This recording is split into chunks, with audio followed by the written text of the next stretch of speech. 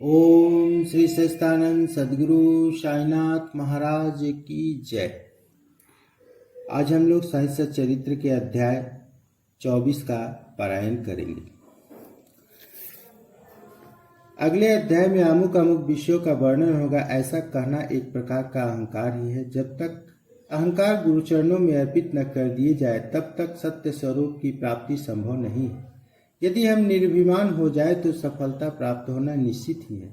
श्री साईं बाबा की भक्ति करने से ऐहिक तथा आध्यात्मिक दोनों पदार्थों की प्राप्ति होती है और हम अपनी मूल प्राकृतिक में स्थिरता प्राप्त कर शांति और सुख के अधिकारी बन जाते हैं।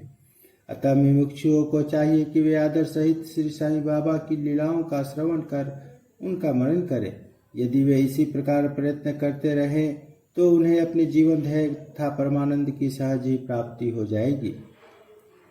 प्राय सभी लोगों को हास्य प्रिय होता है, परंतु स्वयं हास्य का पात्र कोई नहीं बनना चाहता। इस विषय में बाबा की पद्धति भी विचित्र थी। मनोविनोद तथा जब भावपूर्ण होता तो अति मनोरंजक तथा शिक्षाप्रद होता था। इसलिए भक्तों को यदि स्वयं हास्य का पात्र बनना भी पड़ता तो उन्हें इसमें कोई आपत्ति न होती थी।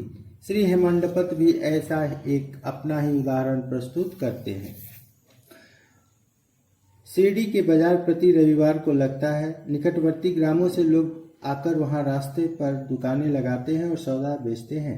मध्याह्न के समय मस्जिद लोगों से ठसाठस भर जाया करती थी, परंतु रविवार के दिन तो लोगों की इतनी भीड़ होती थी कि प्राय दम ही घुटने लगता था। ऐसे ही एक इतवार के दिन श्री हेमांडपत बाबा की चरण सेवा कर रहे थे। श्यामा बाबा की बाईं ओर और बामन राव बाबा के दाहिनी ओर थे। इस अवसर पर श्रीमान गोटी साहब और काका साहब दीक्षित भी वहां उपस्थित थे। तब श्यामा ने हंसकर अन्ना साहब से कहा कि देखो, तुम्हारे कोट की बाह पर कुछ चने लगे हुए से प्रतीत होते हैं। ऐसा कहकर श्यामा ने उनकी बाह स्पर्श की जहां कुछ चने के दाने मिले। जब हेमांडपत ने अपनी बाईं कोहनी सीधी की तो चने के कुछ दाने लुढ़क कर नीचे भी गिर पड़े, जो उपस्थित लोगों ने बिल कर उठाए। भक्तों को तो हास्य का विषय मिल गया और सभी आश्चर्यचकित होकर भांति भांति के अनुमान लगाने लगे, परंतु कोई भी यह न जान सका कि ये चने के दाने वहां आए कहां से और इतने समय तक उसमें कैसे फंसे रहे। इसका संतोषप्रद उत्तर किसी के पास न था, परंतु इस रहस्य का भेद जानने को हर कोई उत्सुक था। तब बाबा कहने लगे कि इस महाशय अन्ना साहब को एकांत में खाने की बुरी आदत है। आज बाजार का दिन है और ये चने चबाते हुए ही यहाँ आए हैं। मैं तो इनकी आदतों से भली भांति परिचित हूँ और ये चने मेरे कथन की सत्यता के प्रमाण है। इसमें आश्चर्य की बात ही क्या है। हेमांडपत बोले कि बाबा, मुझे कभी भी एकांत में खाने की आदत नहीं है, फिर भी इस प्रकार मुझ पर दोषारोपण क्यों करते हैं। अभी तक मैंने शिरडी के बाजार के दर्शन भी नहीं किए तथा आज के दिन तो मैं भूलकर भी बाजार नहीं गया। तब उनके खाने की बात तो दूर है, भोजन के समय भी जो मेरे निकट होता है उन्हें उचित भाग दिए बिना मैं कभी भोजन ग्रहण नहीं करता।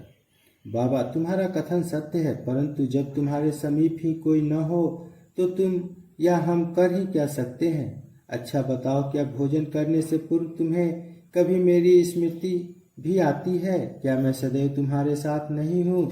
फिर क्या तुम पहले मुझे ही अर्पण कर भोजन करते हो? इस घटना द्वारा बाबा शिक्षा प्रदान कर रहे हैं। थोड़ा इस ओर ध्यान देने की आवश्यकता है। इसका सारांश यह है कि इंद्रियां, मन और बुद्धि द्वारा पदार्थों का रसस्वाद करने से पूर्व बाबा का स्मरण करना चाहिए। उनका स्मरण ही अर्पण की एक विधि है। इंद्रियां विषय पदार्थों की चिंता किए बिना कभी नहीं रह सकती। इन पदार्थों के उपभोग से पूर्व ईश्वर पारायण कर देने से उनकी आसक्ति स्वतः नष्ट हो जाती है। इसी प्रकार समस्त इच्छाएं, क्रोध और तृष्णा आदि कुप्रवृत्तियों को पहले ईश्वर पारायण कर गुरु की ओर मोड़ देना चाहिए। यदि इसका नित्याभ्यास किया जाए तो परमेश्वर तुम्हारी कुवृत्तियों के दमन में सहायक होंगे।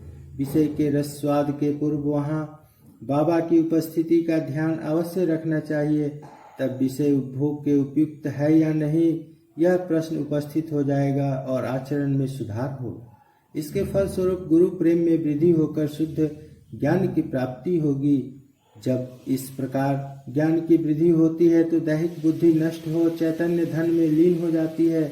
वस्तुतः गुरु और ईश्वर में कोई पृथक तत्व नहीं है, और जो इन्हें भिन्न समझता है वह तो निरा अज्ञानी है तथा उसे ईश्वर दर्शन होना भी दुर्लभ है। इसलिए समस्त भेदभाव को भूलकर गुरु और ईश्वर को अभिन्न समझना चाहिए। इस प्रकार गुरु सेवा करने से ईश्वर कृपा प्राप्त होना निश्चित ही है, और तभी वे हमारा चित्त शुद्ध कर हमें आत्मानुभूति प्रदान करेंगे। सारांश यह है कि ईश्वर और गुरु को पहले अर्पण किए बिना हमें किसी भी इंद्रिय ग्राह्य विषय का रसवाद न करना चाहिए। इस प्रकार अभ्यास करने से भक्ति में उत्तरोत्तर वृद्धि होगी। फिर श्री साईं बाबा की मनोहर सगुण मूर्ति सदैव आंखों के सम्मुख रहेगी, जिसके भक्ति वैराग्य और मोक्ष की प्राप्ति हो जाएगी। ध्यान प्रांगण होने से क्षुधा और संसार के अस्तित्व की विस्मृति हो जाएगी और सांसारिक विषयों का आकर्षण स्वतः नष्ट होकर चित्त को सुख और शांति प्राप्त होगी। उपयुक्त घटना का वर्णन करते करते हेमांडपत को इसी प्रकार की एक सुदामा की कथा याद आई, जो ऊपर वर्णित नियमों की पुष्टि करता है। श्री कृष्ण अपने ज्येष्ठ भ्राता बलराम तथा अपने एक सहपाठी सुदामा के साथ संदीपनी ऋषि के आश्रम में रहकर विद्या अध्ययन किया करते थे। एक बार कृष्ण और बलराम लकड़ियां लाने के लिए वन गए। संदीपनी ऋषि की पत्नी ने सुदामा को भी उसी कार्य के निमित्त वन भेजा तथा तीनों विद्यार्थियों के खाने को कुछ चने भी उन्होंने सुदामा के द्वारा भेजे। जब कृष्ण और सुदामा की भेंट हुई तो कृष्ण ने कहा, दादा मुझे थोड़ा जल दीजिए, प्यास अधिक लग रही है। सुदामा ने कहा, भूखे पेट जल पीना हानिकारक होता है, इसलिए पहले कुछ देर विश्राम कर लो। सुदामा ने चने के संबंध में न कोई चर्चा की और न कृष्ण को उनका भाग ही दिया। कृष्ण थके हुए तो थे ही, इसलिए सुदामा की गोद में अपना सिर रखते हुए प्रांगण निद्रा में निमग्न हो गए। तभी सुदामा ने अवसर पाकर चने चबाना प्रारंभ कर दिया। इसी बीच में अचानक कृष्ण पूछ बैठे कि दादा तुम क्या कर खा रहे हो और यह कड़कड़ की ध्वनि कैसी हो रही है। सुदामा ने उत्तर दिया कि यहाँ खाने को है ही क्या, मैं तो शीत से काँप रहा हूँ, इसलिए मेरे दांत कड़कड़ बज रहे हैं। देखो तो मैं अच्छी तरह से विष्णु सहस्त्र नाम भी उच्चारण नहीं कर पा रहा हूँ। यह सुनकर अंतर्यामी कृष्ण ने कहा कि दादा मैंने अभी स्वप्न में देखा कि एक व्यक्ति दूसरे की वस्तुएं खा रहा है। जब उससे इस विषय में प्रश्न किया तो उसने उत्तर दिया, मैं खाक अर्थात धूल खा रहा हूँ। तब प्रश्नकर्ता ने कहा, ऐसा ही हो दादा, यह तो केवल एक स्वप्न था। मुझे तो ज्ञात है कि तुम मेरे बिना अन्न का दाना भी ग्रहण नहीं करते, परंतु श्रम के वशीभूत होकर मैंने तुमसे ऐसा प्रश्न किया था। यदि सुदामा किंचित मात्र भी कृष्ण की सर्वज्ञता से परिचित होते तो वे इस भांति आचरण कभी न करते।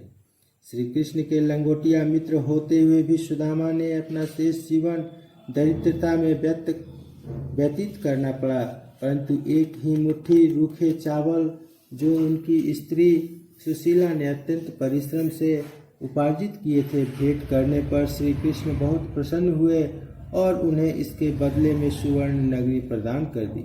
जो दूसरों को दिए बिना एकांत में खाते हैं, उन्हें इन कथा को सदैव स्मरण रखना चाहिए। श्रुति भी इस मत का प्रतिपादन करती है कि प्रथम ईश्वर को ही अर्पण करे तथा उच्छिष्ट हो जाने के उपरांत ही उसे ग्रहण करे। यही शिक्षा बाबा ने हास्य के रूप में दी है। अब श्री हेमांडपत एक दूसरी हास्यपूर्ण कथा का वर्णन करते हैं, जिसमें बाबा ने शांति स्थापना का कार्य किया। दामोदर घनश्याम बाबरे उपनाम अन्ना चिनचिनकर बाबा के भक्त थे। वे सरल हृदय और निर्भीक प्रकृति के व्यक्ति थे। वे निर्भरता पूर्वक स्पष्ट भाषण करते और व्यवहार में सदैव नगद नारायण से थे।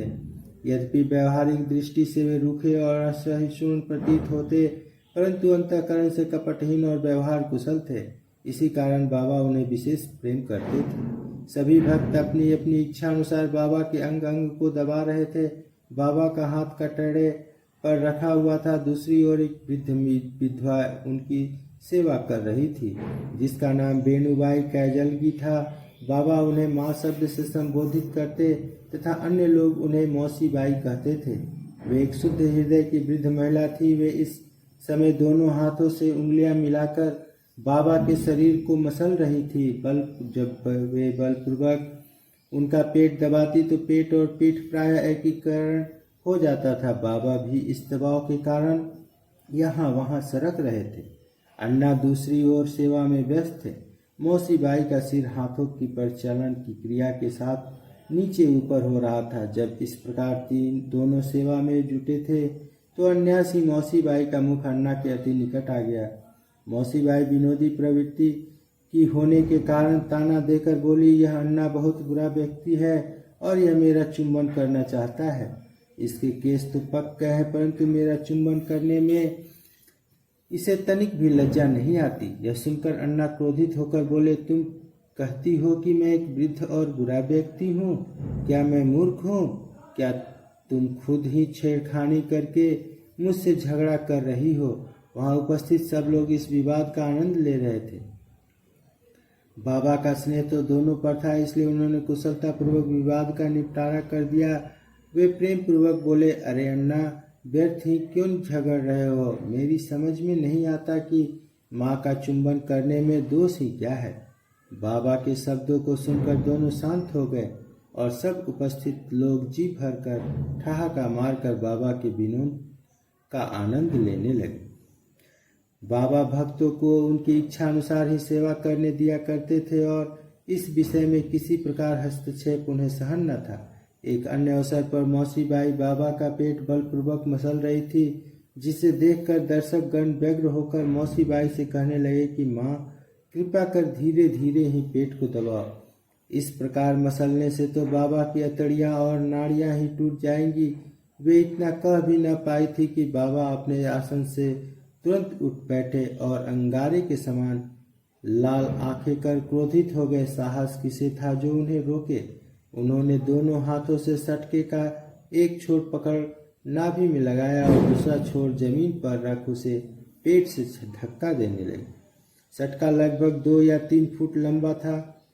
अब ऐसा प्रतीत होने लगा कि वह पेट में छिद्र कर प्रवेश कर जाएगा। लोग भयभीत हो उठे कि अब पेट फटने ही वाला है।